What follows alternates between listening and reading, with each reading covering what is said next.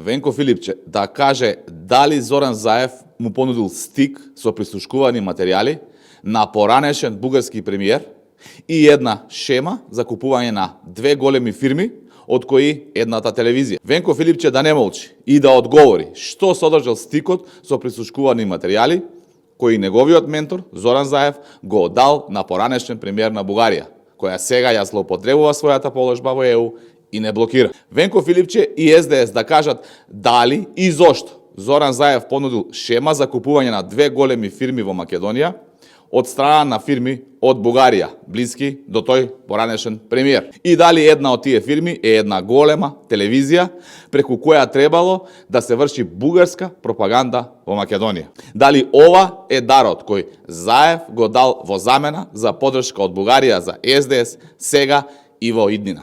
Логистички, финансиски и во секоја смисла. Дали тој поранешен премиер на Бугарија, со кој Заев е во контакт, стои зад кампањата на СДС?